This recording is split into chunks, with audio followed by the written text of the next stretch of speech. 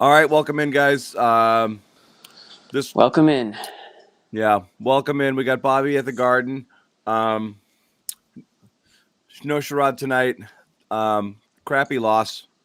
Crappy loss. Good Crappy game. loss. Fun game, I would say, for the most part. I mean, entertaining. I'm just retweeting right now the link to our show. No big deal. Celtics on CLNS. Everybody, if you're not following. Celtics CLNS, actually. That's the Twitter account. There you go. Good job, Jimmy. Hey, they're back nailed under it. five. Back Make under sure you get 500 again. Back under 500. This was a loss. This was what I like to call a well-earned loss. They blew this game. They earned this loss in the last final minutes of the game. I thought that they played well enough to win, obviously. I like their compete tonight. And just let Embiid take over down the stretch. And that sloppy inbound. I mean, I'm not going to blame the loss on Marcus Smart's inbounds, obviously, because they were down 3 at the time. But, man, you had a chance to tie that game up there at the end. And I didn't like that pass. I saw Tatum kind of waiting for the ball, and you had almost 4 seconds to get a shot off. I would have probably just done that, instead of the Hail Mary. Do the thing where you don't throw it into triple coverage. Yeah, Sure. I would have probably not done Yeah, that. it was like a bad football play. Jeez.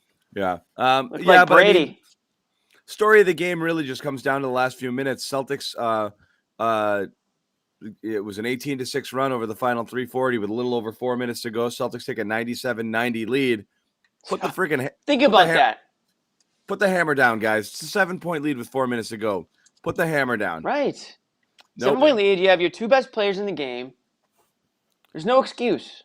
And I know you've got problems and you're down bigs tonight. No, but still, it's a disappointing loss. Like you said it best. Right, like having cancer at the end of the game obviously isn't ideal, but at the same time, you had a 7-point lead in the fourth quarter. Like I get it, Thibault's out there. I know Joel Embiid is, he's a tough down the stretch. He's that guy that can do what he did, but still, like just execution wise, it was just poor. And you look at it, an opportunity for someone like Peyton Pritchard, and it's like, come on, man! Like those are the games that Celtics usually win when the unsung hero comes up big down the stretch, a big 3. What was it? 3 straight possessions. He knocked down 3 shots. I mean, this is the kind of game we were looking for out of like a Nesmith or like a Romeo and Pritchard. You get it from Pritchard. You get it against a shorthanded Sixers team, and you don't capitalize, man. Like I don't know. That's kind of disappointing loss in my opinion. Because that's kind of what I'm going to talk about. Very winnable game. Yeah. Totally. Pritchard didn't necessarily need to come out of that game. No, I didn't hate that. Yeah. Pritchard was great here. Wait, what are you alluding to? Are you saying to get cancer out of that lineup, or what do you mean? I'm just saying. I'm just trying to figure out exactly where it happened. But to me, when they took him out? Where was it? Pritchard was phenomenal there in the fourth quarter. Oh, you mean when they took him out, like down the stretch? Yeah. What time did he come out there in the game? I want to say under 2 minutes after that run. He didn't finish the game for sure, right? No, he didn't finish the game. He didn't finish the game. Yeah. He came back in late. I'm trying to remember where he went out. They were playing great with him in there. Yeah, I think I almost got it. Hold on. You're looking for the time he left the game? Langford came in with under 2 minutes to go. That's when he came out. Yeah. That was rough. Pritchard was great and was doing a good job there as the ball handler. But, yeah, they just friggin' fell asleep there on offense down the stretch. There was nothing doing anymore, kind of driving into the trees a little bit. Just kind of ugly execution. I know people are saying hurt and this and that. And like, oh, if this guy played. I mean, the Sixers played with like 6 guys. Like it was, it's pretty ugly. It's a pretty ugly game for both sides. Everyone's shorthanded down the stretch here. But Pritchard came out with 2 minutes left. I kind of questioned that. I was trying to remember the exact time. I thought it was a little bit earlier than that. Yeah, they were going defense. I can see what I was get trying it. to do. I get it. I thought it was earlier. I thought it coincided more with the Sixers run a little earlier. No, it was right under the 2 minute mark because I was just yeah. It was a tough spot. You want to go defense there, especially against this team. Danny Green, I mean, you got to give him credit. That was a huge 3. Like that one. I know, but we talk about this. Like defense is good, but you're going to make defensive substitutions and then not play good defense and give up 18 points in the final 3.5 minutes, then that was a bust of a substitution or whatever lineups you decided to play there. And Jimmy and I go over this over and over and over again, particularly with Bobby. Like, offense and defense are the same thing in the sense that good offense is the same thing as good defense because it's all points. You know, like you give up 2 points, you prevent 2 points. Like not scoring is bad. It's the same thing as giving up baskets. So like, when you just stop scoring, it's hard to win. You know, you're just standing still and the other team just runs by you.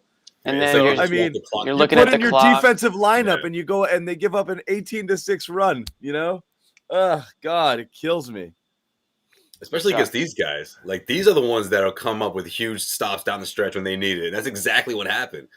Like, man, the Thibault play, Danny Green, you know, like they can score in a hurry. And obviously they did, but I don't know. You look at the way the Celtics executed down the stretch offensively, and it's just like they were already shell shocked from what happened. It was almost like I couldn't see them executing, you know, especially when you needed it to be you needed that last play down the stretch, and then all of a sudden it's a 4-point game, 2-possession game, and you just thought they were defeated with no timeouts. Yeah. 30 from Brown tonight. Is that a real 30, John? Or are you still disappointed in No. He's just sloppy. I mean, he still can do things. I mean, the shot started falling a little bit more in the second half. He's still going to the basket. The handle is like really, really, really sloppy right now. And he's doing that thing where he kind of drives into nowhere and hopes for the best. And just kind of jumps, and then either there's a person in his way, or he scores, or he tries to turn it, or he turns it over. He's definitely got a few of those things. So I'm not down. I mean, without him, they would have been doomed tonight. They needed his offense. Right. Yeah. No, it's good to see him. It's good to see him being more aggressive. I mean, I'm always looking to see if he's like favoring the hamstring or anything. I don't really see that out there. I mean, I know like you said, the ball handling and some sloppiness, but that's kind of always been part of his game. I mean, he's never been I know he's become a much better ball handler than he was when he entered the NBA, but it's never been a strong part of his game. So maybe that's something that's going to come back again at another point. But yeah, I don't know. To me, it comes down to execution down the stretch and lack of execution. You're at home. I don't care how sure-handed you are. You've got Tatum and Brown out there, and you have a 7-point lead. Like you gotta close that one out. You just have to figure out a way to close that one out. Yeah, against Bobby, a rival. Yeah, Bobby, you're in there. We were lamenting. Hey, Bobby. A little... Yeah. Hello. What do you got, kiddo? What's your first take? Yeah, it's gonna be Enes Kanter, right? That was Ime's takeaway. You hear slow rotations, and that's sort of pointing toward the big man there. They gave up a lot of shots off of Embiid, though. The extra pressure coming in, the Sixers swung the ball around. You can't be too mad at that. In fact, Ime, too, said he thought they guarded Embiid okay for most of this game, and those were some really tough shots he hit in crunch time there, 40 minutes into this game. So I'm not terribly down on this loss. I thought the defense was good for most of the game. I thought the offense was pretty good for 3.5 quarters, despite missing a ton of shots. The ball was whipping around. Tatum had a good assist game. Sloppy. The turnovers were certainly there, and I know you're going to get on Brown, John. But listen, it's process over results with these two guys right now, and we're really just trying to get a week or two into this first experiment with Brown on the ball in crunch time, making more plays. I like that they gave him that opportunity in a game like this, shorthanded, just kind of a – I don't want to call it a throwaway game, but just a wacky one where both teams are missing a bunch of guys. What? Listen, you're coming in here both lead in the fourth quarter, late in the fourth. So would you rather Brown just never get that opportunity to run the offense down the stretch there? Like I think that's a good opportunity that they gave him. It didn't work, but you're seeing the highs and lows right now, and I'm liking a lot of the stuff Brown's doing on the ball the last week or two here. Listen, it's not high level stuff. I'm not saying he's Chris Paul, but if they have a goal to make him more of a playmaker, they have to give him the opportunity to do it, and they did here tonight. I don't need Jaylen Brown to be the primary ball handler playmaker. Yeah, why are we doing this thing where why do we need that? I don't know. And we try to completely change I think what Bobby's we trying to do say. with Kemba Walker. No, I think what Bob's trying to say was the way that they were defending Tatum. It made things hard for him, right? And what do you have, like 5 turnovers in this one? You know, he was 6, yeah, 6, right? So I can see where you're coming with that. Like I thought it freed up Jalen a lot for him to drop a quiet 30, as Jimmy was alluding to earlier. You know? Yeah, and a lot of times on the ball, he's going to be looking for his own shot, which is fine. Right. It got a little messy there. That last turnover, I think it was a 1-possession game at that point where he slid his foot on the travel. That one was really rough. That was a killer. The other one, he just kind of got stripped. The game was getting away at that point. So both of them a little messy on the ball. I thought they got guys involved, though, throughout most of this one. Both of them had decent scoring games against a tough defensive combo with Thibault and Embiid in the middle, 4 blocks. This is a team you really can't get downhill against. So listen, I'm not. It was a tough collapse for sure. You had a pretty commanding lead late in this one, but the best player on the floor came out and hit 3 ginormous shots and sunk a bunch of free throws just going at your guy inside down the stretch. There's really not much you could have done about that. Maybe convert more on the offensive end, but it still would have been close down the stretch. Right. I think we lost. What about Bobby? What about your guy Pritchard not getting the call late in the game? Which one was that? No, he means the fact that they didn't. They sat him. Oh yeah. I mean, that's been a thing with Ime. He's pretty rigid with the rotations. I thought Bruno showed some good stuff early in this game too. Yeah, he never really gave him another chance. I forgot about Bruno. Yeah, he was. Yeah. Those were 2 guys that and that gave was you Bruno. That gave you some real solid minutes off the bench in this one. And, listen, like, didn't they do that with Josh Richardson last game? Like, he got going, you insert him in the rotation down the stretch there and let him keep rolling. And Pritchard was red hot, not only on offense to start the fourth quarter, hit those 2 big shots in the lane, dueling with Curry there, but he forced 4 turnovers on Joel Embiid. Help defense, passing lane. He was everywhere. Bobby, if it isn't Joel Embiid, then maybe you see Bruno out there for a couple possessions. No, I'm not worried about Bruno. I'm talking about Pritchard. Pritchard should have stayed in the game. Pritchard should have stayed in the game. Was my takeaway, Bobby. I was curious if you were going to go there. That's why I was asking. Well, I pulled it out of him. Yeah. See, I can take it or leave it with that one, because at the end of the day, it was Embiid that you had to slow down. Or he was the catalyst, though. He was doing everything for you at that time. I think you need to lock down defensively, but at the same time, with who? Cantor? But that's the thing. I'm not going to trot out. Well, no, I thought what Bobby was trying to say was that with Bruno, that he had 3 consecutive stops, and then he was gone. We didn't see him at all in the second half. So if it's not someone, if it's not Joel Embiid, then maybe you see Bruno out there a little bit, but not the rotations. Not the 2 minute, not the 2 minute mark. The rotations were too rigid for a night where you really don't know what you had at all. Now, I'm not saying they should have went to Justin Jackson. No, you got to play the hot hand. You got to play the hot hand. You saw some really good stuff from Pritchard, and he held his own defensively. The defense was more impressive than the offense, which was a reason more than any other to keep rolling with that guy. Schroeder was awful in this one. I know he was a game-time decision, but he was just a complete no-show. You should have funneled more of those minutes to Pritchard the way it was going. And right now, that was it. Schroeder's not right. He looks banged up. He doesn't look himself. Yeah, but when Pritchard was going, you didn't see Schroeder anymore, though. So. You didn't. Yeah. I'm sure you saw a mix of Langford, Nesmith midway through the fourth quarter. They were okay. I thought overall the young guys gave you some good stuff in this one, and that was headlined by Pritchard. I just wish he could have found his way out there in crunch time, especially as a ball handler. This is where I think they've missed Pritchard so much.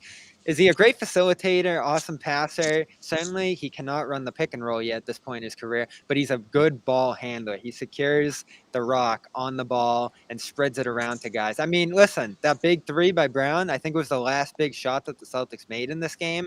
Tatum going behind the back, Pritchard making the extra pass to Brown, that left corner. Pritchard's a ball mover. He gets the ball to different spots on the floor and finds guys from there. And I thought that's where he helped you most early last season. And they've missed it so much throughout much of this year, not having him out there, because it's the opposite of Schroeder, right? Schroeder's dribbling around, looking for his shot. Pritchard's just going to pop the ball, get in the lane, and just pass it to a guy. And he just constantly keeps the ball moving. Whatever it was you got out of Pritchard last year, you were seeing the best of it tonight, And so that's what bugs me. And I know it's only 2 minutes, and at that point it was a 2-point game. I just don't get it. And again, Bobby, I didn't take a shot at you. I might have taken a shot at you. Yeah, it was a jab. Maybe. Not really, but I'd say you and I talk about this all the time. He can't play defense. I'm like, I don't care if he can play offense. It's the same thing. Like, see, you score 4 more points there down the stretch, or you keep them from from getting bucket. Like, it's the same thing as keeping people from getting buckets. I don't know what was gained with Romeo in there for Pritchard at that 2-minute mark, and then putting Marcus back on the ball. Like, it just didn't make sense there because Pritchard was a catalyst for your offense at that time, and he wasn't killing you. It's not like it's not an Isaiah Thomas situation that they're hunting him on defense, No, and you could hide him so easily. The Sixers He's much easier to hide. Yeah. Sixers had 3 scorers in this one. You only had to worry about 3 guys. Bingo. So he can float the whole game long. Put him on Thibault, yeah. It didn't matter. You didn't have to worry unless they started posting up. But I mean, again, that's about it. They tried to post him up, and Pritchard forced the turnover in that spot. Yep. Embiid threw the ball out of bounds, and they won the challenge. I thought the officiating stunk in this one. That wasn't the story of the game, but I thought that killed the Celtics in many ways in this one. Embiid hopping in the lane would have been his 5th turnover to start the 4th there. The offensive foul on Tatum was crap against Thibault there. They called the same one defensive against Thibault a few minutes later with Smart there. Thinking of the Nesmith charge in the lane that got called against him on the floater that he hit. That Bruno chase down block in transition. Oh, yeah, that sequence from Bruno. The back-to-backs. He didn't even argue that. No contact at all. And then, I was surprised he didn't make a bigger stink about that. Schroeder made a good block on Curry inside. So you had 6-7 really bad calls go against you in this one. First game all year, I felt like you really got killed in that regard. Wasn't the reason they lost, but it was one of them. So listen, I'm just not completely down on this loss. I think the team's still making strides offensively. Defensively, they were great for stretches of this one. You just had a MVP level performance from Embiid. I thought that was the only difference. We needed more PP. The original PP had to play more. Yeah, that's my nickname for him. I'm going to call him PP. No, it's the P. It's the Boston Pea Party. That was always your name. I forgot about that one, Jimmy. The Boston Pea Party is great. The Peep Show. Yeah, man, we got a flash of it tonight. Yeah, I'm not completely agreeing with Bobby because I just can't get over the fact that they blew this game. So I'm not gonna pump their tires and say silver lining and all this stuff. Bottom line is you get Tatum and Brown out there. They should win that game. You got to figure out a way to. Embiid's gonna do his thing, but it's the Curry. It's the type, I agree there. Those guys. It's everybody else, It's Thibault. It's or Thibault. It's what's his name there? I always blank on his name. Danny Green. No, not Danny Green. And hold on. There's only so many guys. Harris. Macy. Harris had 25 points tonight. Yeah, those are the guys you have to limit, and they didn't. Yeah, I thought the rotations were so bad defensively off of Embiid when they did show doubles, and they didn't even slow Embiid all that much with those. You have to do it. There's no way around it. You just needed more active guys in the lane to be able to get out on guys. And listen, we talked about this when you popped off for a second, John. They could have used a little more Bruno, right? Just a little bit more. I'm all for it. I got no problem. I for real. After the whole Rob thing, he's in. I'm on the Bruno train. I've loved everything I've seen from Bruno. You're not talking about playing this guy 25 minutes a game. I'm just simply saying in a couple of months you'll be saying that. No, but the energy he brings is unreal. They didn't even give him a chance against Embiid. They shadowed Embiid. And you're shorthanded. Yeah, exactly. You're shorthanded at the big position. I can't believe throughout the season we haven't seen a minute or two from him here and there. I'm really surprised by it. Well, he's not the savior, No, but you gave 40 minutes to freedom. You give 40 minutes to freedom tonight. This is a guy that couldn't even find 1 minute for the first 15 games or whatever it was, and now he's getting so 40. Bad too. Now he's getting 40 minutes, and a guy like Fernando can't get 10. This is the story of. And he's playing well out there. Listen. This is the story of too much freedom, and I'm a freedom guy.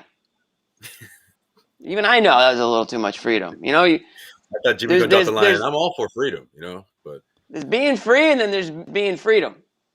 But there's a cost to freedom. I mean, being that's out 8 there. minutes away from playing the whole damn game. I can't do these puns. I can't call him this. Freedom isn't free. Freedom isn't free. I cannot play this game with this. Freedom isn't free. Come on, John. It's a gang full of riders here. This was a gift for announcers. This name change. He was awful. The price of free. The Celtics paid the price of freedom tonight. Yeah. Like it's just headline writers. Like that. This stuff's almost too easy. If you missed the game-winning free throw, that would have been the headline. He did. The price of freedom. Not the game-winning one. Yeah, he missed a huge one down the stretch. Some big ones. Listen, I think he defends Ennis. I think he defends Embiid okay. He keeps a body in front of him. He really bumps him. You see Embiid doesn't like going inside and posting him up at all. He's doing everything in a face-up position against him. So, like, you like putting Embiid in that spot. He just happened to beat you from it. All the other areas, though, still dropping offensive rebounds, throwing a pass right to Philly the other way, missing free throws. The Butterfingers kill me today. The Butterfingers in the lane. Tatum threw a perfect pass to him. Yeah, but his rebounding's excellent. But you're right. He's just they were giving up offensive boards. He has to be able to collect the ball, make those little putbacks, make those little hooks, the occasional post up when he has a mismatch down there. You know who they could have used You tonight? were counting on that more regularly in his first tour with Boston. You know, he'd come in. How many times did he come in and get 8 straight points? And you'd be like, oh, God. You're going to love this one. Yeah. You're going to love this one. You know who they could have used tonight? Kornet. Luke Kornet. No. He's in Cleveland. What time? 21 minutes in, we got our Kornet. That is not your answer for Joel Embiid. He's in Cleveland with Taco, and you didn't have a second or What even third big man here tonight. Think about how depleted Cleveland must be. They've got like 6 7-footers on their roster, and they had to pull Kornet out of Maine. Kornet was going ham in Maine, man. This G League free for all. Yeah, he was doing pretty well, man. Could you imagine, John, in baseball, just all the different teams picking from each other's minor leagues? Give me that guy. Yeah, it is like weird. so much for a minor league system in the NBA. It's just a free for all. They're calling someone in Vegas right now and saying, "Who can you grab out of the locker room?" Again, you're gonna look at it needs to be more of a AAA system. I agree. I mean, what's the point of having these? You're supposed to have players come up. The whole Maine Celtics just got right. They're supposed to learn like the similar style as the team that they're the affiliate of. And then they all just get picked dry. Now you have to piece together a whole new roster. I feel like Ime sort of like took a shot out there before the pregame. Remember, I guarantee. Everyone's getting snatched up. You know, I couldn't even get one of the guys that. Well, use it or lose it, though, man. I'm not against these guys getting jobs. You can't just bury a guy down there. That's the thing. Yeah, I mean, I'm sure the players are fine with it because they don't give a shit if they play with the Celtics or whoever. They just want to get to the NBA. Yeah. It's a big opportunity for those guys. $500K, I think, for signing with a team for 10 days during the stretch. Isaiah and the like. It's just, I guaranteed when the Celtics signed Kornet. Remember, I said it was a great move. What was the word I used exactly? I don't know. It's embarrassing. It was a steal. Probably way over exaggerating. I think I called it a steal because ginormous. Probably. No, I called it a steal. Robbery, something like that.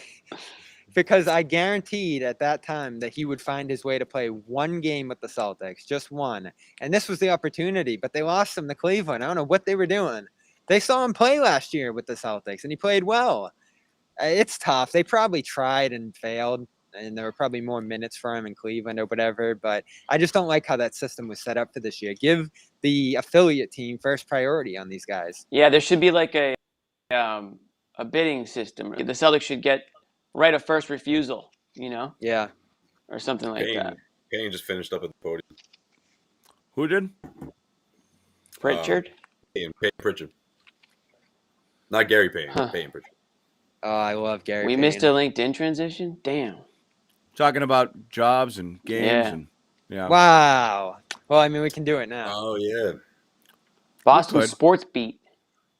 We could. I'm going to do this instead. You gotta move that comment, bro. I know. Johnny's got to go. I got Brockton Wi-Fi right now. I'm on the phone Wi-Fi here. Let me know if you need a hand, man. Okay. We're gonna talk about calm. We're pretty calm. When's the next game? Wednesday. We're very calm here. Don't play what I think. Very calm. I'm not going to play it right now. I'm not going to play it. Wednesday is home.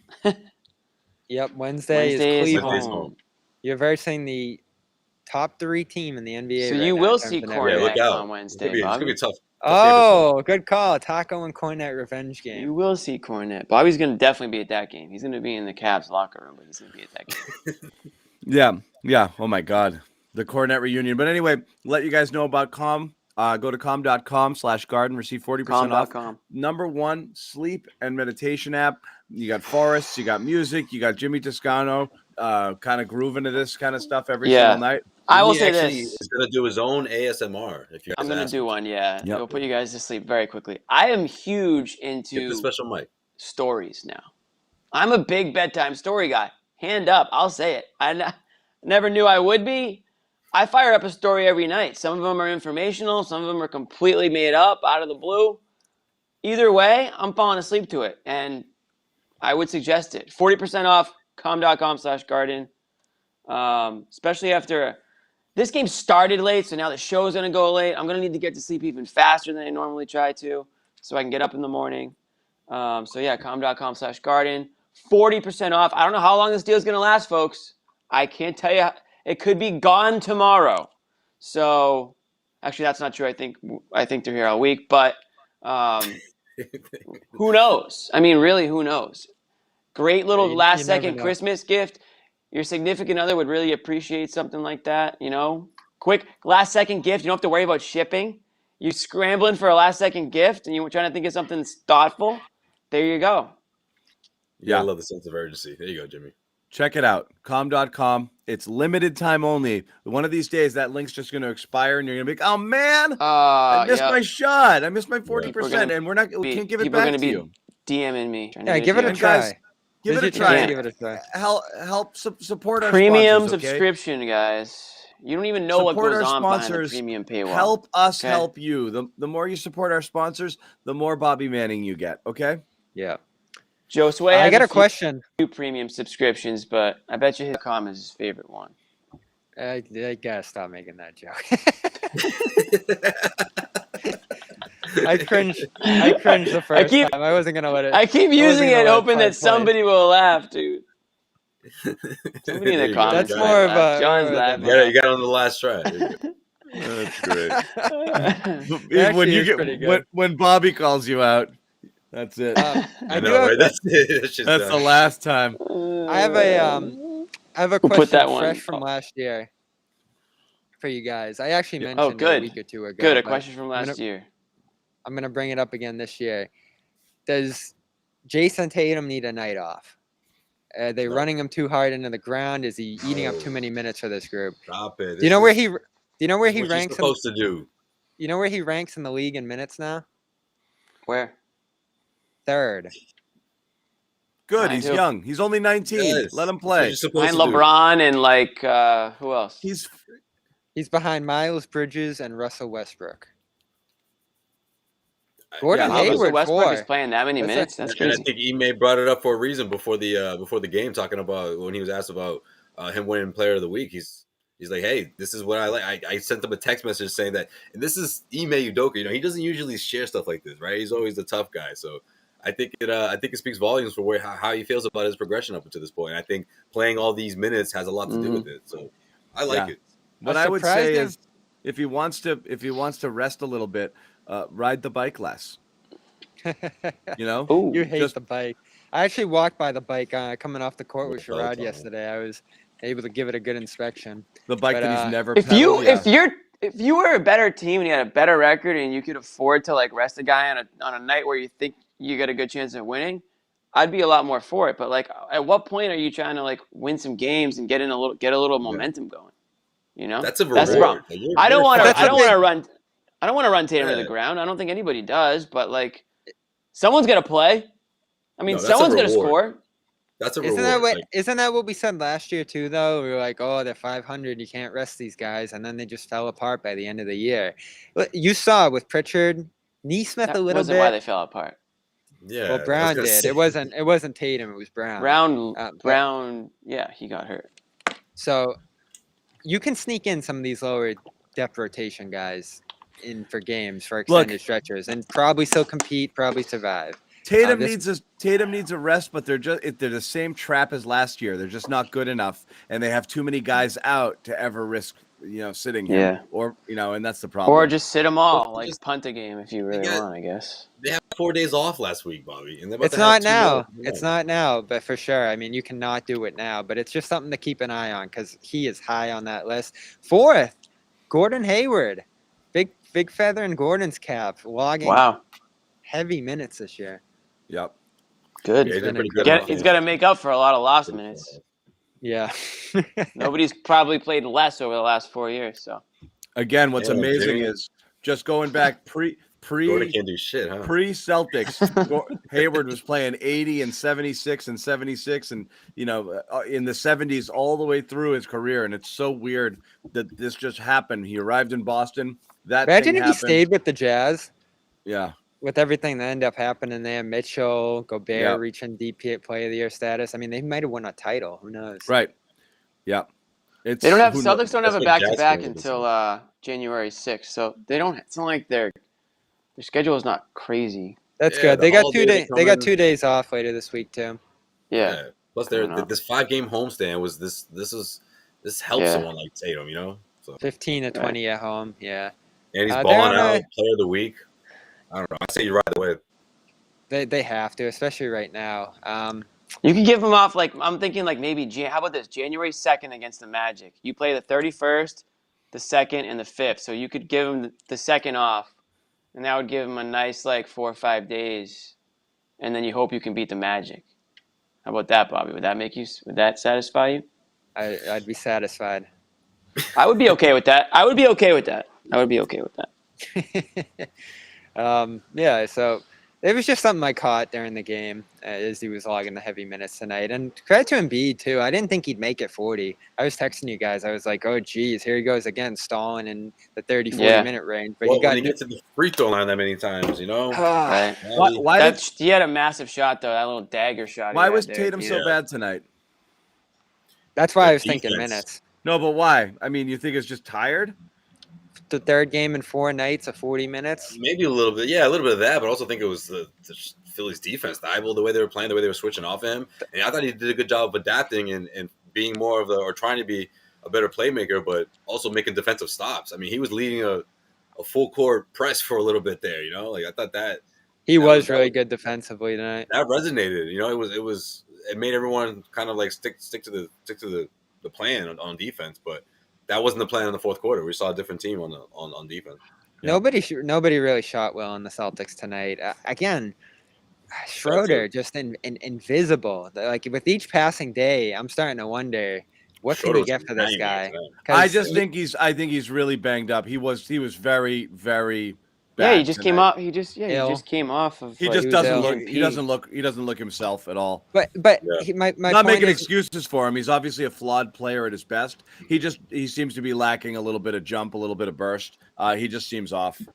Yeah, I'm just out on him at this point. I want to see a deal in the near future here. Richardson rolling. What a killer to see him go back in COVID protocol. You probably win this game for the third time in 11 months. Yeah, and not to mention and the second time in friggin' 5 days, basically. The Celtics avoided the bombshell. I can't figure out what the hell's going on. The bombshell that we predicted, the Boston vaccine mandate. They did avoid barely skirted around the Celtics. That would have been the final bomb on their season, losing a couple of guys to that. And as it was written today, yeah, B-Rob. Again, multiple Celtics players. If people start locking it down, in different cities, and it becomes a thing, they don't have a Toronto game until April. But I don't think it's going to happen now because I think Boston just pretty much they just became the first city to allow it. Yeah, exactly. Yeah. Now the other cities are going to let these guys skirt around the rules that us peasants have to follow. Well, I get it to a degree. It's an entire industry that doesn't survive if the players don't play, which means all the vendors, everybody in the stadium, the fans, all of that stuff, it all shuts down. Can you run a restaurant without a single waiter? Yeah. What do you mean it all shuts down? What shuts down? Meaning if the players can't play, they can play. They can play. No, if Boston had said if stadium started disallowing unvaccinated, that's the catch-22 though, because that's what I'm thinking. Like not everybody's gonna pull the Kyrie, right? Like most guys would look at. No, it and I say, think most people would have done it. Or am I just gonna do it? Most people would have done it, but it would have been interesting to see. Probably would have helped the Celtics in some way if they did go ahead and do that. If 7 cases is a killer here, especially the G League guys that maybe could have helped you, like Hauser and. It's a mess, and that's a bummer because you didn't get to see Hauser, for example. Oh, you would have seen a ton of them. What we have gotten to see, and I want to get hit it a little bit, is we've now gotten to see a little bit more Nesmith, and again, it's kind of, all over the place. It's all over the place, man. And I know we need to see sustained minutes, but like he did make his dunk. He made his play of the year on that dunk. He did, but he can't shoot. He can't do the thing he's supposed to do. He can't do it. And people keep saying to me, because I keep complaining about it on Twitter and on the show, and all everyone says is, he can't shoot, John. Stop waiting for him to be a shooter. Like, are we wrong? Is he? If that's the case, let him go. If he's what else is he bringing you? Shooter can't shoot. That's tough. Yeah. Yeah, but now I got, some people are like, no, he's more of a slasher, and Hans it says here, and I know he's slasher. He's not. He can't dribble. But it kind of reminds me what. Not to say that these two are on the same. I've never seen him really. Jaylen Brown's rookie season, right? That was the MO, right? Oh well, you're trying to make him a shooter. He's not really a shooter. He's more of a slasher, but he worked on it, right? And Nesmith is someone that had way better 3-point shooting numbers coming into the league than that's the difference. Brown did. I mean. Again, not to compare the two, but you would expect him by year 2 or year 2.5 or so for something to click here. We knew the injuries coming in. There were setbacks, obviously, his rookie season. But, yeah, I mean, we're still waiting for it to all click. I don't know. Well, the difference is that was the knock on Jaylen Brown going into the NBA is that he wasn't a shooter. It was the praise on Nesmith was that he was a shooter. So that's the troubling part of this whole thing. Now, I don't think he's getting enough opportunity, maybe is the word, or minutes or shots to really prove himself or get into any sort of comfortability out there. I honestly loved the dunk tonight. I know it's just a dunk and can't really miss a dunk, but like it showed me that he had some, he was aggressive, he a little like confident. He turned the corner there and just kind of had a nice little burst to the rim. And then he had another nice little like drive sort of, what would you call that? A little like step back fadeaway kind of thing. Yeah. To the, he around the free throw line, which was nice. But yeah, as far as your sharpshooter 3-pointer guy from the corner, no, he's definitely not that right now. Slow release. Yeah. Slow release. That open shot so many times though. That's the thing. Yeah, and I like how he allows you to play out there, even if he just takes a guy to the corner one more step than Schroeder would. I like the idea of having 3 wings on the court at all times. At what point do you leave him alone though? It depends, I think there's a difference between him and Horford. Horford hasn't drawn much spacing on the floor out there. I just, from what I'm seeing in terms of looking at these plays afterward, he just gives you a little bit more spacing out there still right now. And you're right, they could get away from him if he keeps missing. He's 23% from 3 this year. And at a certain point, you're like, we want him to shoot. No, and I even saw guys in the lane on Richardson who's shooting 40% from 3 this year. So there isn't a real level of respect to Boston shooters across the board here. Nobody is getting face guarded off the ball for the Celtics. Jimmy, you're getting a little close here, buddy. Sorry, I was looking at my phone for a second. Oh my God. Shots fired over there? Gunshots. Shots fired. Yeah. I was looking at my fantasy team. So go inside. You ever see that? Right. You ever see that impression that, what's his name? I'm going to mess it up. The Saturday Night Live guy used to do of the blind governor when he just kind of walk up into the screen. That's kind of what Jimmy looked like there. No. I didn't see that one. Missed that skit. What's his name? Fred Armisen used to do it. Oh, okay. Anyway. Fred Armisen's a funny dude. He is a funny dude. Funnier than anyone else on the show right now. Oh, well, he's not on the show right now. No, I know. I said he's funnier than everyone else on the show right now. Yeah. Except maybe Keenan Thompson. No, that friggin' Bowen Yang is friggin' hilarious. No, there actually are some funny people on that show. That guy's a star. I don't know if I like how this is like 13 cast members, I think it's a little too much. I actually do agree. There are some funny guys in the show now. Yeah. Not all the skits hit, but the comedians themselves are kind of funny. Josue's our comedy guy. He's got well, John too. Those two got the finger on the comedy game right now. Yeah, I'm pretty. They're really I'm always they're looking great for comics, but it's just too many of them. I don't know, but it's tough to let people go. It's like I don't know. Can we do a strength in numbers, Josue? John's not gonna love this. Can we do a minute on the guy we've talked way too much about this year already, Ben Simmons? Not out there against you want, Bobby. It's your nickel. What do you got, Bob? So Doc was talking about him pregame. I got to pull up the quote exactly here, but he's been asked repeatedly throughout the year about the situation, of course, what they're going to do with him. He points to Daryl Morey most of the time, but today Doc finally kind of made a call for help there.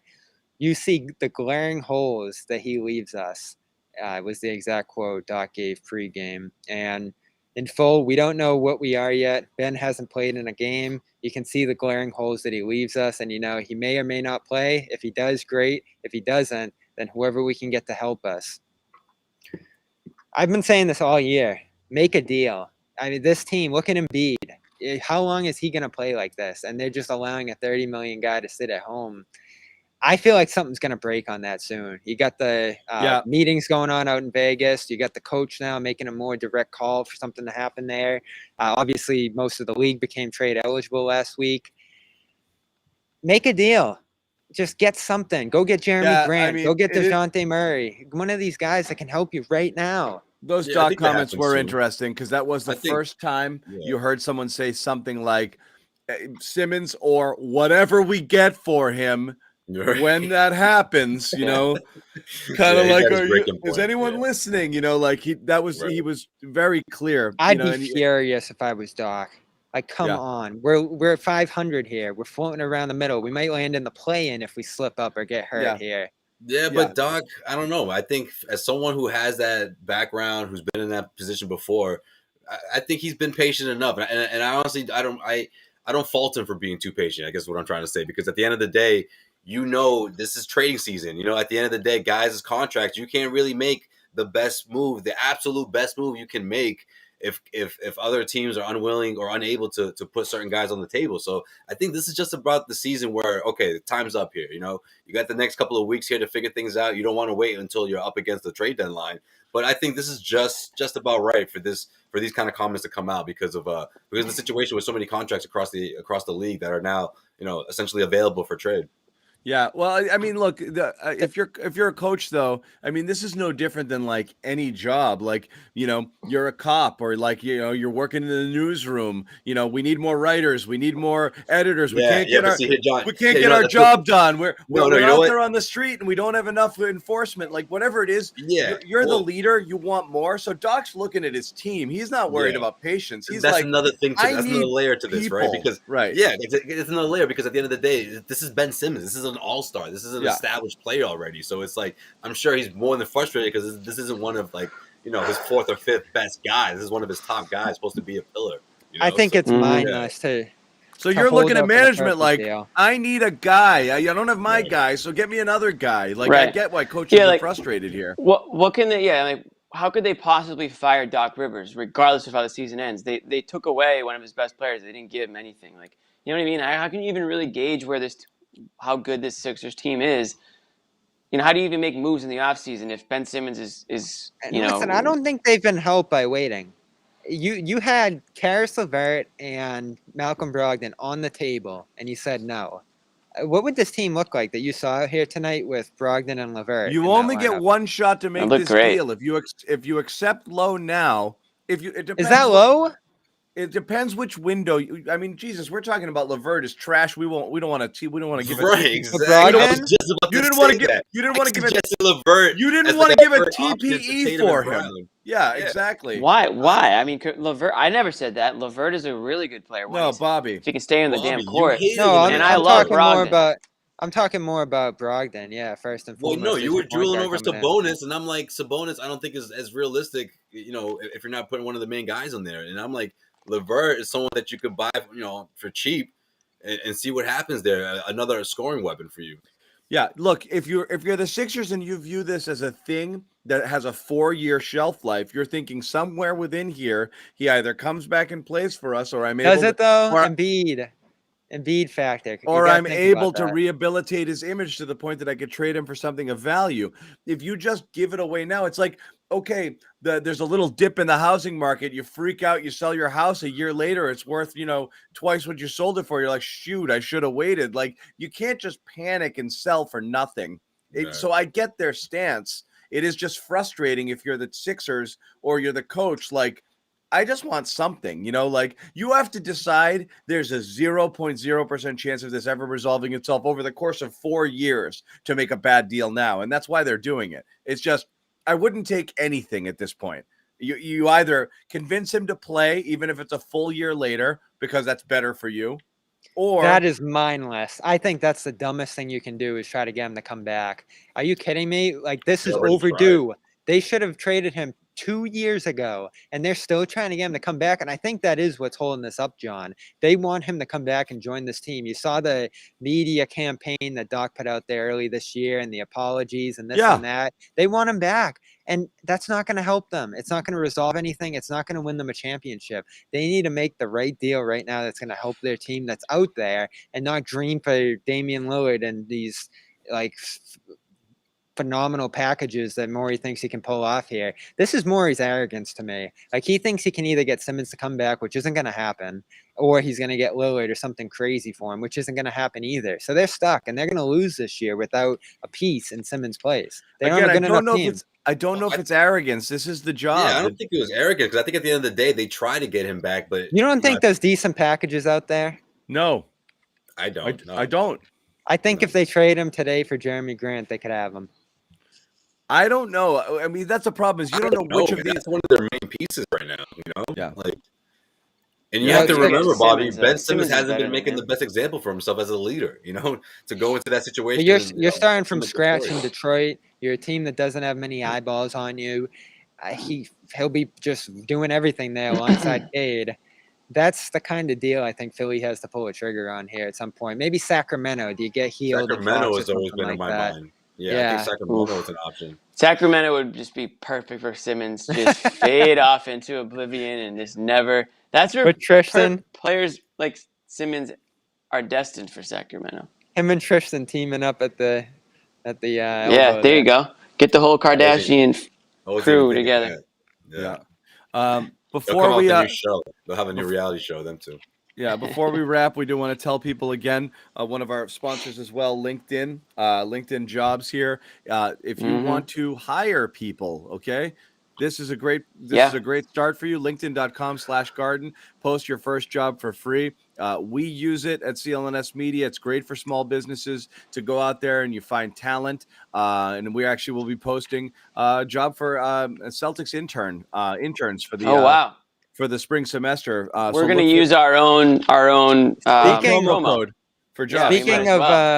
Speaking of hold on, Bobby, I'm soliciting interns. That's how we found these If any of you out there, you're any college students among you, or you know any college students who are looking to, and you could do this internship remotely or in person if you're in the Boston area, please apply within.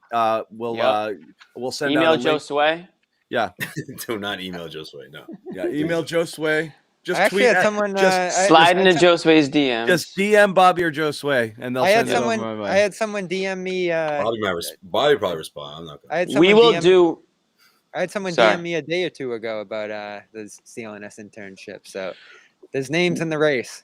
We are going to do much more approachable. There you go. Live interviews. So the way we're going to hire this person, we're going to have the final 4 contestants. We're going to have them on separately, and they have to do a garden report, and we have to see how they do. And the commenters will end up voting for the intern. That's not happening. No. That would be unbelievable. But as we say, John, you have to yell at them. You just rip that their would be ticket unbelievable. Internship. See if you can go head to head with John. It's not as easy as it looks. Yeah, exactly. Just rip their take apart and just go at it for 5 minutes. It's not as easy as it looks. Yeah. The commenters can be as mean as possible. If the boy or girl doesn't break down, then they get it.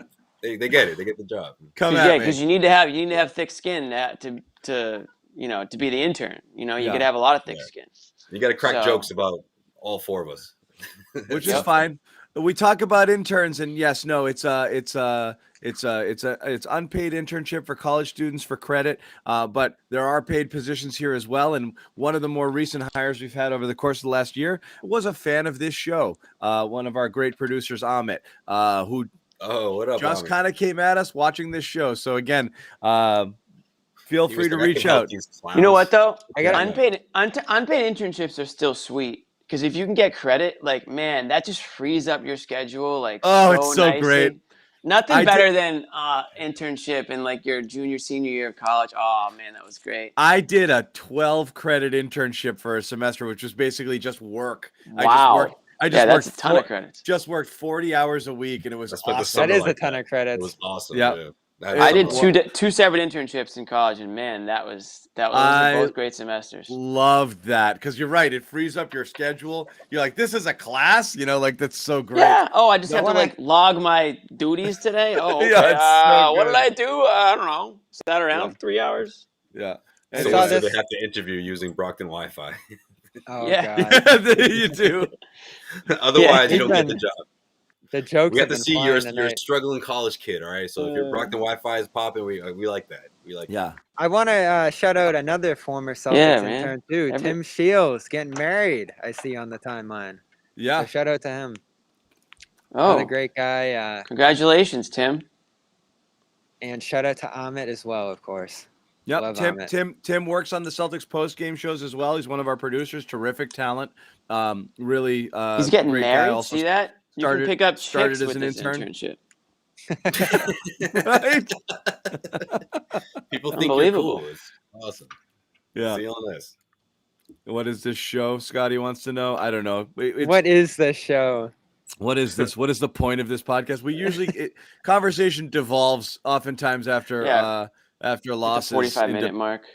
Pickles and stuffing and comedy. We gave you guys 45 good minutes about the game and like Simmons. So anything else after you that can literally gravy. Yeah. You can decide what I say. I have no original thoughts of my own. They're all written by my interns. They just hand me cards. They just hand me cards. Yep. They say this, it'll piss off Bobby. I'm like, all right. And I just do it. Can a college dropout join? Yeah, sure, why not? Sure. I'm basically I actually thought John and I were going to get into it more tonight over Brown. The way John was talking about in the last couple of days. No, I just think it's not a criticism as much as an observation. He's rusty and his handle is like 2018. Hey, what up, Megan? What's up, Megan? Megan's awesome too. She's terrific intern. No, Bobby, another intern. Another success story. I'm not at all. I swear it's not a I'm not just being critical. I'm just observing. It's like 2018 Jalen handles. He's very loose with it. It looks more rust than anything, but he is doing that thing where he kind of just puts his head down and goes into nowhere land, which he wasn't doing as much. He was playing with his head up and a lot more control. So he's just looks sloppy. Looks like a guy who hasn't played a lot of basketball. That's all. I think because he's breaking his game down to the basics of playmaking, like both these guys are. And to me, over the last 4 games here, you are starting to see a stretch of consistency from those two in terms of prioritizing their playmaking, especially between each other. Tatum making that extra pass from the corner to Brown to his left there, missed open 3 early. Brown getting lobs off to Rob throughout this week. I know Goodman reached out to me too and was like, Brown's terrible as a playmaker or as a dribbler, passer, whatever you want to call it. He's getting better. If you said over 4 games, Brown would average 4 assists, you take it because that's not something we've seen him. Yeah, but those numbers don't tell the tale. He is not a playmaker by trade. Doesn't mean he is. That's why they're developing it. It does not mean he can't make plays from time to time. Of course he can. And sometimes he makes excellent plays, but for the most part, it's just not his thing. So again, 4 assists is fine, but it doesn't mean he's out there making a bunch of plays. That being said, he's been better since he came back. He's clearly looking to distribute more. Those guys clearly got spoken to by Ime, which is to say, in order for you to coexist, we got to see a ton more. Like exponentially more than what you normally do to get each other involved, play off one another, look for one another, make each other better. That's a big deal. It's obvious that he talked to those two because, again, we've been tracking the stats here. The amount that they're looking for each other now is 3 and 4 times higher than what it was prior to Brown's last injury stint. So it's noticeable. Did you see that play I sent in the group chat earlier where Tatum and Rob are screening for Brown? I think they call that horns, when Rob dives and Tatum kind of flares there and Brown gets in the lane and lobs it to Rob. You put those 3 guys in the same area playing off each other. That was the Warriors. You had Draymond Green in between there, the best defender in the world, and he couldn't stop that. Yeah. There's so many possibilities that you open up putting those 3 guys in the same location, screening and passing and playing off each other on one side of the floor. It makes me think they've turned a corner. I don't know how you guys feel about it, but it makes me think that they have turned a corner offensively as a team and as players. I truly believe Tatum has improved. I think Jaylen is trying to. I think Jaylen is making an effort right now to do so. But I actually do think Tatum is actually improving as a playmaker. In a noticeable way right now. So, kudos to him. That's my take.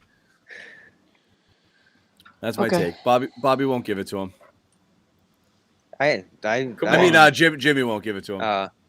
From the beginning, since he came back from injury, that's been his MO. But some people Brown don't think Brown is trying. Some people don't think it's a worthwhile endeavor. Here's all I'll say: for the people screaming for a point guard, and listen, I've done it too. Ball, Lowry actually second in the league in passes, by the way, total passes. They're not available. The Celtics can't get those guys. They've tried. They've failed. You're not doing better than Smart. Maybe you can downgrade from Smart to a pass-first guy who's a little more offensively oriented, but I think you get a worse player in that spot. Unless you go all in on a Lillard, and that probably costs you Brown. Smart, I think, is the best you're going to do at point guard. I don't think there's any way to upgrade at that spot right now, unless maybe you take a guy in the draft who hits. And, John, I know you were big on Maxey. I know we didn't see him there today, but he's really fallen off for Philly too. So that's another guy I look at. I'd rather have Smart right now than Maxey. I would. That's what I mentioned earlier as a joke. We lost John. We lost John.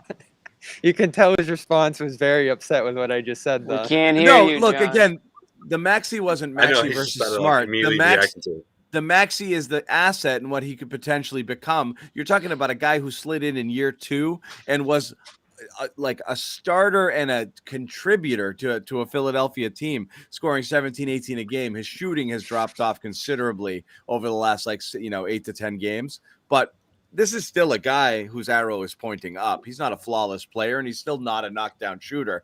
But I mean, we're sitting here debating whether or not Aaron Nesmith can tie his shoes, fast enough to get on the court and play 3 minutes and friggin' foul 4 times. And Maxey's putting up 18 a game. So, I mean, the comparison there is definitely, more what I'm trying to make, and more of rolling the dice on something. If you're trying to make a deal and you're trying to bunch pieces together, you need that up and coming player in that. But for Brown? No, as we said, if you were the original trade I made, the original proposal I made was Brown and whatever else you needed, Richardson or Smart there for Simmons, Maxey. I threw Curry in there. I love Curry. That's what really set me off on that trade. But whatever. He is awesome, huh? Think about how much money that guy's going to get when he hits free agency. He's only making like $7 million a year right now, doing that out there, just hitting everything. Yeah, doing that out there, yeah. Doing that stuff out there. He was balling out. Guys, any final thoughts before we wrap it? We're back on Wednesday for Cleveland, and then on Christmas. That's Imagine right, Seth Christmas. Curry. Not quite Steph Curry, but he's in the you can talk about those two as a brother combo. Yeah, John. Final thoughts, Josue?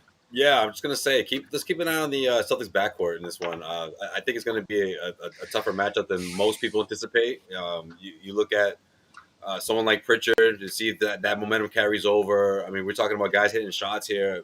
Someone here has to do it, right? Whether it's Pritchard, Marcus, maybe he gets hot from behind the arc, but I want to see them extend or at least establish that outside shot a bit in this one against Cleveland. They were ice cold from behind the arc against Philly. So I think this is a good opportunity for them to sort of heat up a bit.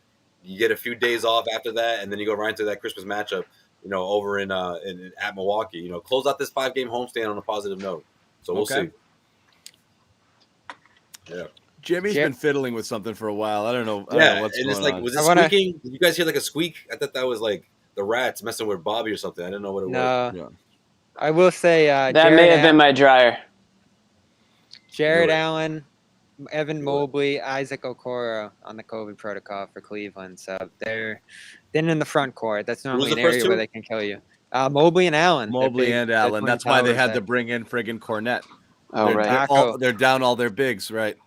You got to win this game. Garland's been awesome. I think if I had to pick a most improved player he's been awesome right now, it's probably Darius Garland. There's probably a couple other guys in the conversation, but he sticks out most to me. He's one of, I think I heard Perk call him the second best point guard in the East right now, and they're third in defense as a team. Most of that was from those big guys, so they're gonna miss that here. He's a potential all-star right now. The way he's playing, definitely. Yeah. That's Allen's, what I mean. Allen's an all-star. Really, Evan Mobley's the rookie of the year now, I think, if you voted today. So something's happening in Cleveland. And for the first time ever without LeBron, they have a team. They're going to make the playoffs. I know Colin Sexton got hurt. I thought they were going to fall off after that. But they have just continued to be awesome. I think they're third in defense, as I said, right up there with Golden State and Utah. They are not an exciting team to watch, but you got Rubio, you got Garland. You basically have like a Knicks-style team. Are the Celtics the team out? Yeah. Bobby, do you think Cleveland rocks, or what do you think? Yes, I love the jerseys that they're wearing too. Are the Celtics exciting? You didn't get the reference. No. I mean, listen, the Cavs are exciting if you love basketball and a team that grinds down the game and just get some baskets here or there and does enough to win. They really do grind down the game to a halt defensively and just suck teams into the mud. But in terms of like just a casual fan watching with flash and guys shooting and scoring and stuff, they're not that exciting. Yeah. Okay. Jimmy, by the way, hold on one second. Stop. Jimmy, say something. Hi. I'm just worried about you. Yeah. I'm listening. I Bobby break down the Cavs. For the record, no, I mean, you said final thoughts. Sixth man of the year. Give us something with Taco. Let me just throw out topics. Taco. No, I mean, I don't have anything to say about the Cavs. I'll see how they Jimmy don't want to talk about no Taco right now. Yes, he does. Yeah, he always wants to talk about Taco. That still hurts me that they couldn't make it work here with Taco. That hurts me like it hurts you with Luke. Oh yeah, that's your guy. I forgot. That's true. Yeah, that hurts me like it hurts you with Luke, Bobby. So I'm hoping that Taco comes out and plays his game on Wednesday. As far as this game tonight, my take's a little different than Bobby's. I'm disappointed with it. I think this was a winnable game, clearly. I think, again, you had Tatum, you had Brown. If those are your two superstar guys, and you should want to take them against another depleted roster, and you should expect to win that game at home against a rival. I want to see this team start to beat good teams or better teams. I'm tired of beating up on the team. They don't beat up on anybody. I'm tired of them winning the games against the non-playoff teams and then coming up short against the teams that actually matter. So to me, this wasn't a good game. This wasn't a good loss or a silver lining. I'm not going to take that out. I know that they're shorthanded, but that's the state of the NBA right now. I mean, find me a team that isn't really. On any given night, you're not going to be playing with a full roster, so you better get used to it. Fantasy team is screwed. Yeah, absolutely. Fantasy basketball is completely screwed right now. Oh, and fantasy football going in a similar direction. Not the cool. Playoffs. Awful. Whole lineup white. Done. That's my take on this game. Ever. I'm on to Cleveland. We're on to Cleveland. They should beat the Cavs with those guys out. We'll see. They shouldn't necessarily beat anyone. We've learned that this year, but below 500 again. John, what do you got? Fringe playoff team. I guess there's final thoughts, John. It's the same exact thing. Where which game was it? Positivity. Which game was it the other night that was like the moral victory one? The Golden State. Golden State. That's fine and good, but when you've got a chance to win. And so you just can't piss these away. Every single night you can make a series of, excuses. And it's this fine. One, you needed this one more than but it's fine. Like they're all valid. There's not. It's not like they're not valid. You're down. It's the third game in 4 nights. You're really, really shorthanded. You're one of the teams who's been affected the most by all of these. Oh, you lose another big right before the game with Rob Williams in a game that you're going against Embiid. You got to play Kanter 40 minutes. You won that battle in the sense that you got a good effort out of Kanter. That was pretty good. Really, John? I'm surprised. I thought you were going to be upset about that 40 minutes. I'm saying, well, you had no choice, and you did it, and I wouldn't say you won. One is the wrong word. You survived. That's a win. He didn't even follow out. Playing Kanter that many minutes and hanging in there and being okay. And Embiid did a lot of his work outside. He wasn't killing him inside. So that's what I said. Yeah. Freaking knocking down one. So when it gets down to it, and you got a 7-point lead, win the friggin' game. At that point, who didn't play and who's out and who's tired doesn't matter anymore. You're now in a position to win. You can't piss these games away, so just win it. There are no moral victories. Just got to find a way to close these things out. It's really, really frustrating to be there and shrug your shoulders and be like, they blew another one. It's like the end of practice when they make that scenario. Like, you're supposed to win that scenario, right? When they put a certain time on the clock and all right, guys, down by 7, like, the other team's not supposed to come back in that one. And I thought Philadelphia looked too comfortable doing it. It was like light work for them, putting up baskets. This is a trend. We're talking going back to the end of the bubble, 2 seasons ago, carrying through all of last year with horrible late game execution, and getting your doors blown off late in games. And then just seeing it time and again this year of just getting friggin' wiped out, with these late runs, late in fourth quarters where you just literally stop doing everything and the other team just zooms by you.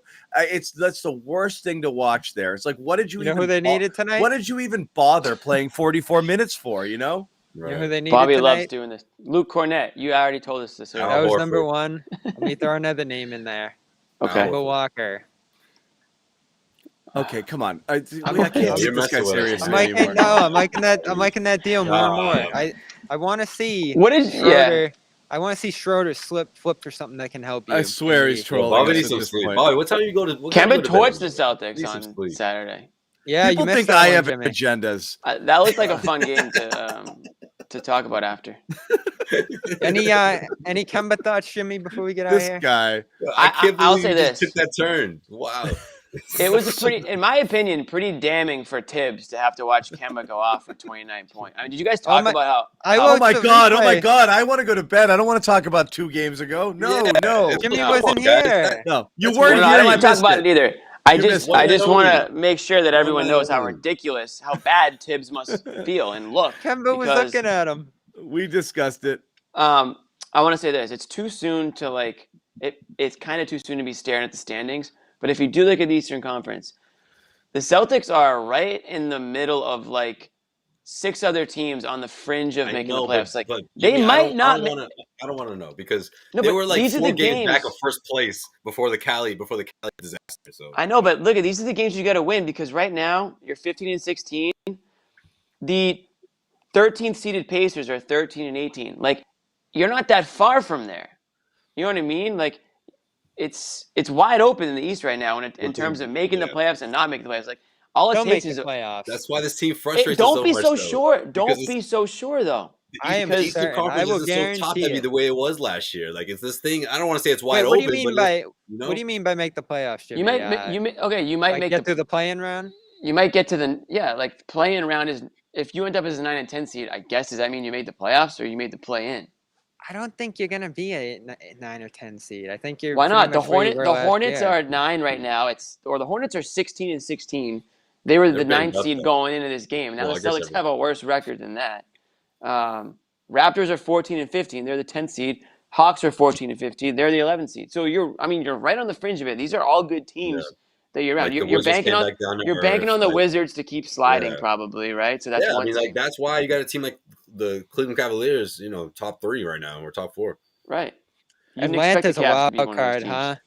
I mean, Atlanta's just been awful. We're just going to talk about every team in the East. We're going to do I'm just making the point that I'm just trying to, these are games that you want to win. We're going to do a playoff preview. Okay. My God. All right, Bobby, why don't you scout friggin' Detroit? Tell me about the Pistons. We're talking about where the Celtics are going to land. Pistons and Magic are the only 2 teams. Could the Toronto Raptors creep up, guys? What's going to happen? They're right there. Forget the other teams. I was skeptical the Celtics. I was skeptical the Celtics were going to make that top 6 and avoid the play-in. I'm still there, but I think you're like 7-8 as you were last year. I think you're going to get home court in that play-in. Is there a huge difference between 7-8 and 9-10? Can you comfortably predict they're falling? Because they don't even play well at home. That could be a 1 or 2 game difference. I know. Come on. Look at last year. You benefited by being home in that game. I know. It just doesn't matter. I'm just saying they're somewhere in that 7 to 10 range, more likely than not. And you could sneak up to 6. And they're fighting for it. And of course, you can sneak up. But anyway, I think you're closer to some likely first-round matchups. What do you think? You're closer to 6. We're gonna Josue's messing with me right now. You're closer to 6. We're done. Hypothetically, we're done. I'm ready to Bobby, go. no more. I'm gonna mute it. We're done. We're not going to go through every hypothetical scenario for the playoffs here. Jimmy brought it up. Let me just say my final thoughts from this. My final thoughts here. No, I'm just kidding. Bye. Thank you for watching, everybody. We will see you guys on Wednesday. Good night. 2 days. 2 days. We'll go through the whole playoffs in 2 days, I promise.